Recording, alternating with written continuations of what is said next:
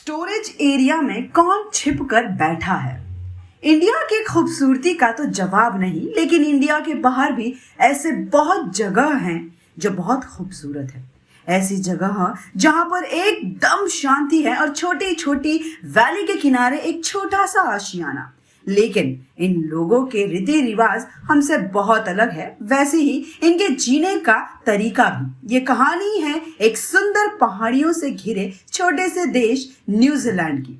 असल में यहाँ होता ऐसा है कि आप बैंक के लॉकर ना खरीद कर एक बड़े से किसी डीलर के पास एक कमरे जितना या उससे बड़ा एक स्टोरेज एरिया खरीद सकते हो। जरूरी नहीं कि ये सबका साइज एक ही हो, कोई छोटा होता है तो कोई बड़ा। साथ ही ये स्टोरेज खरीदने का ट्रेंड तब से चल रहा है जब बैंक्स नहीं थे, इसलिए पुराने लोगों के बहुत से ऐसे स्टोरेज एरियाज होते हैं। ऐसे ही एक स्टोरेज एरिया था मिस्टर ब्रूस की, जो कि उन्होंने 1954 में खरीदी थी।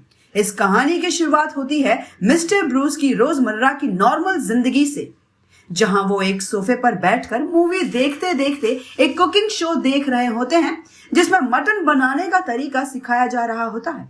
वो शो खत्म होता है और मिस्टर ब्रूस अपने किचन की तरफ चलते हैं। वो मटन को काटते हैं और धोते हैं। तभी जैसे ही वो कढ़ाई ऑन करते हैं तभी फायर अलार्म बज जाता है, जिसको बंद करने के बाद वापस किचन में आने के लिए मिस्टर ब्रूस मुड़ते हैं कि पास ही पड़े एक मटन के टुकड़े पर उनका पैर पड़ता है और वो जमीन पर गिर जाते हैं। पहले तो लगता है कि वो बेहोश हुए हैं, लेकिन फिर उनके सर से आते खून को देखकर समझ आता है कि ऐसा नहीं है, वो मर चुके हैं। जिस स्टोरेज एरिया के बारे में हमने बात की थी, उन स्टोरेज एरियाज का रेंट हर महीने जाता है और अगर कोई इंसान मर जाता है या रेंट नहीं दे पाता है तो उनके एरिया की बोली लगा दी जाती है। जब स्टोरेज एरिया के मालिक को पता चलता है कि मिस्टर ब्रूस अब नहीं रहे तो वो उसकी बोली लगाते हैं और एक फिल नाम का लड़का उसे खरीद लेता है। असल में फिल उस स्टोरेज के मैनेजर का अच्छा दोस्त होता है और वो बोली के पैसों में से मैनेजर उससे कुछ कमीशन भी लेता है। फिर वो मैनेजर फिल को एक वीडियो दिखाता है जिसमें मिस्टर ब्रूस दिखाई देते हैं जो अपने स्टोरेज एरिया में रोज सामान रखने आते हैं। वो एक बोरी भर कर आते हैं और जब वो बाहर निकलते हैं तो उसमें से सब खत्म हो चुका होता है।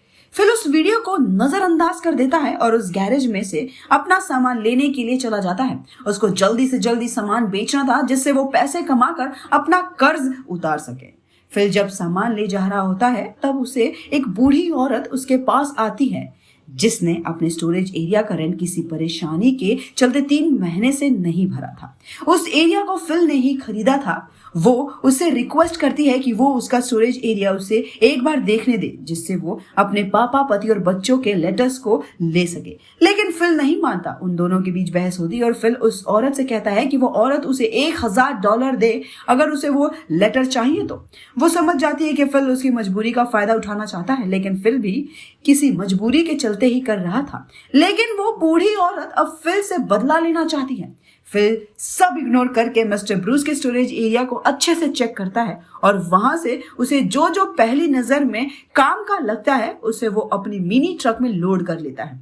दूसरी बार जब वो सामान लेने आता है तो उसे कुछ अजीब सी चीजें दिखती हैं जो उसके समझ के बाहर होती है, लेकिन उसे इतना पता होता है कि ये एंटीक है, इसलिए वो उन्हें भी अपने मिनी ट्रक में लोड कर लेता है। जैसे ही वो वहां से निकलने वाला होता है कि एक आदमी उसकी गाड़ी का शीशा तोड़ देता है और उसे भी मारता है, जिससे फिल के सर पर चोट आ जाती है। वो आदमी कोई और नहीं वही होता है जिसके पैसे फिल ने उधार लिए थे। वो उसे धमकी देकर ज्यादा है, उसे अपने पैसे सुबह तक चाहिए। अब फिल अपने सर पर पट्टी लगाकर उस सामान को बेचने निकल जाता है। वो सामान को लेकर अपने रोज के खरीदार के पास जाता है जो उसे बताते हैं कि ये सामान एंटीक तो है लेकिन उसे किसी काम का नहीं है। वो एक औरत का नंबर फिल को देते हैं जो उसका ये सामान खरीद लेगी।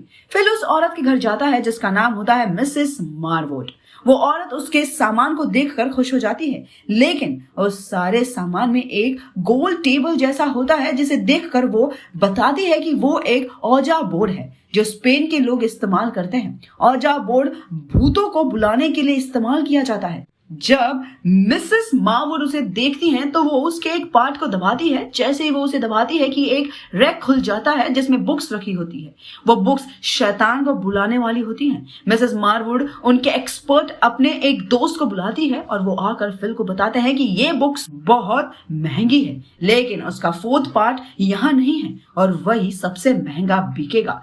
फिल सोचता है कि वो पार्ट उसी स्टोरेज एरिया में होगा और उस खरीदार के साथ उसे ढूंढने के लिए वो निकल जाता है। वो स्टोरेज एरिया पहुंचता है और वहां वो 4th बुक ढूंढते हुए उसे एक दरवाजा दिखता है, जो जैसे ही उसे खोलता है तो वहां दीवार पर कुछ पेजेस चिपके हुए होते हैं जिस पर होता है मिस्टर ब्रूस का पूरा सच, जिसने अपनी बहन को एक शैतान की बलि चढ़ा दिया था क्योंकि मिस्टर ब्रूस को फेम हासिल करनी थी जो कि वो शैतान उसे देने वाला था।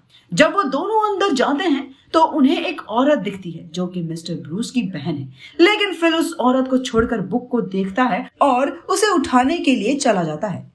जैसे ही फिल एक सर्कल पार कर देता है जो मिस्टर ब्रूस ने बनाया था उस डेविल को कैद करने के लिए, तभी वो शैतान उस लड़की के शरीर से बाहर निकल आता है और फिल के पीछे पड़ जाता है।